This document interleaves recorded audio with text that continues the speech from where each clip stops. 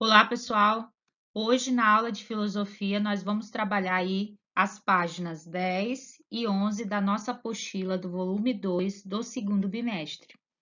O tema da nossa aula hoje fala sobre em busca do saber, né? Não só isso, mas nós vamos trabalhar, digamos, termos um diálogo agora sobre essa perspectiva da busca incessante do ser humano, né, pelo saber. E aqui, logo abaixo, eu coloquei, né, um texto pequenininho falando sobre isso. Seguimos pela vida fazendo o quê? Perguntas. Olha só como essa relação de perguntar, de querer saber, né, que ao longo da vida as pessoas elas sempre manifestaram essa necessidade, o desejo de conhecer mais, né, através da curiosidade, desde quando nós somos crianças, quando começamos a pegar objetos, colocar, levar à boca, né, para experimentar, também é uma forma de curiosidade, querer saber ao andar, ao falar, ao ir à escola, a começar a perguntar coisas que não fazem mais sentido, que não se explicam, se autoexplicam. Na adolescência, né, o conhecimento de si mesmo, das outras pessoas, da sua realidade, na vida adulta, em família, quando envelhece.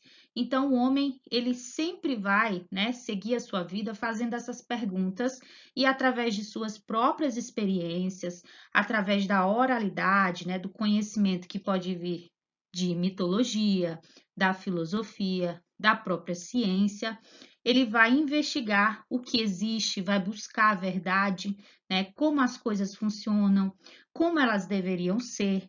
Então, seguimos pela vida fazendo diversas indagações.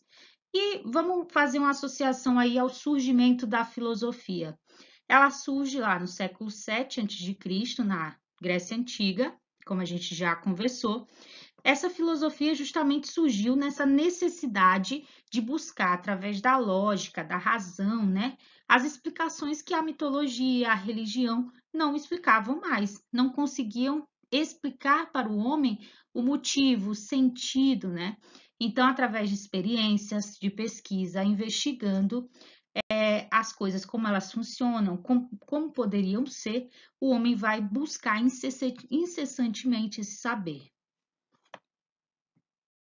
Aqui nós vamos para a parte de conexões, que se encontra na página 10, tá, pessoal? Então, acompanha aí. Aí vem com a pergunta, te indagando, você sabe o que é uma sereia? Elas existem? Bom, vamos lá, por partes. As sereias são seres que a gente chamaria de quimera. Lembra que tu fez o desenho da quimera, que é a junção de dois ou mais seres? A sereia, ela representa metade mulher, metade peixe, né? Todo mundo sabe. E elas vivem, no caso, no ambiente marinho. E elas têm um canto sedutor, né? Um canto que acaba sendo irresistível. Nos contos mais atuais, né, no folclore brasileiro, por exemplo, a gente tem aí a Iara, mãe d'água, né, que ela vai ser a protetora das águas. Alguns escritores descrevem ela dessa forma. Nós temos também desenhos, por exemplo, da Disney, a Pequena Sereia, como uma personagem boa também, que vive várias aventuras. Nós temos várias lendas que contam a história das sereias com paixão, né, com amor, um envolvimento com um pescador, um navegante.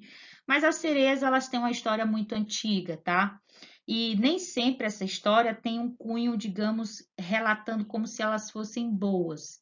Na verdade, nas histórias anteriores, né, a essas que eu acabei de citar, as sereias são vistas como algo ruim, perigoso, sedutor, né? Os povos nórdicos, principalmente da Dinamarca, Suécia, Finlândia, Islândia, mas em várias partes do mundo também, vão relatar as sereias como seres extremamente perigosos, extremamente sedutores e que vão ter um canto que vai fazer com que esses pescadores, esses navegadores vá à morte, né? Sejam seduzidos e leve eles à morte.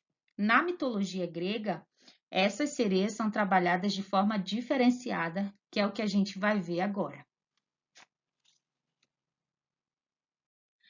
Aqui eu quero que você observe essa questão das sereias, mas na perspectiva da mitologia grega.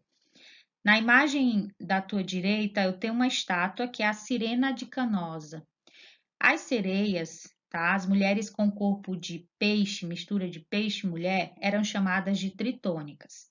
Já as mulheres consideradas as sereias para eles eram as chamadas sirenas, tá? Era uma mistura de mulher e peixe. E eram criaturas extremamente perigosas, tá? Que levava a pessoa à morte, tinha o objetivo de seduzir os navegantes, os pescadores, com um canto extremamente irresistível, né? E esse canto o levaria à morte, seria seduzido e seria, no caso aí, morto por elas. Então, essas criaturas, como eu falei para vocês, nessa estátua você observa os pés, né? A parte da cauda, as asas, então elas tinham o poder de voar. E vai contar aí numa obra muito famosa chamada Odisseia, de Homero, tá? Nessa obra vai contar a história de um homem chamado Ulisses, tá? E que, no caso, ele era um protagonista dessa obra, o nome grego dele seria Odisseu, mas depois teve adaptações, principalmente no latim, né? Os latinos chamaram de Ulisses. A gente vai trabalhar ele como Ulisses. É esse que está aí justamente preso ao mastro. Basicamente, o que, que vai acontecer nessa história? Ulisses, sabendo, voltando da guerra de Troia, que vai durar, essa volta para casa vai durar cerca de 20 anos, ele vai passar por uma área extremamente perigosa, onde tinham aí as sirenas. Sabendo do encanto delas e que todos que passaram por ali morriam, né? Por elas, justamente por essa sedução, por esse encanto. Vejam que essas sirenas, elas, no caso, sereias aladas, né? Elas eram extremamente, tinham uma beleza, né? Muito grande, tinham um magnetismo sensual, viviam nas ilhas esperando iludir e encantar os navegadores, né? As pessoas que passavam ali. Então, o canto das sereias está muito associado ao iludir, ao enganar, né? Ao afastar-se da verdade, se a gente trouxer para a filosofia. E Ulisses foi muito conhecido, né, por ser extremamente esperto, inteligente, para tentar burlar esse canto das sereias. Mas olha só o que, que ele fez. Ele queria saber como era esse canto. Ele não queria ser vendado ou não ouvir, ele queria ouvir. Mas olha o que, que ele fez. Ele usou de estratégias e ele soube reconhecer de forma franca, corajosa, né, a sua própria fraqueza humana. Então, ele aceitou que, pelos limites humanos dele, ele seria seduzido sim por elas. Então, o que, que ele vai fazer antes de se atirar ao mar? Ele vai, através aí de estratégias, como eu falei, ele vai pedir para que os tripulantes colocassem cera no ouvido para não ouvir o canto das sirenas, vai pedir para amarrar ele bem nos pés e mãos em um mastro e depois ele vai ouvir e ver essas sirenas. Olha só, ele queria, né? Ele queria ouvir, ser hipnotizado. E aí ele falou para os tripulantes o seguinte: mesmo que eu implore, mesmo que eu peça, não me desamarre, tá? Deixe e se eu conseguir me desamarrar, amarre novamente. Então, quando eles foram passar por essa área, eles não, os tripulantes, as pessoas que estavam na embarcação não ouviram o canto das sereias, e no caso de Ulisses, ele conseguiu ouvir tudo. Mas o interessante é que ele não conseguiu se soltar, ele estava preso. Ele conseguiu ouvir, mas elas não conseguiram seduzi-lo, não conseguiram matar. Então, de acordo com a mitologia grega, as sereias elas morreriam caso uma pessoa mortal, né, resistisse ao seu encanto, que no caso era traiçoeiro, né? Era, no caso aí, era um encanto em que fazia com que a pessoa morresse.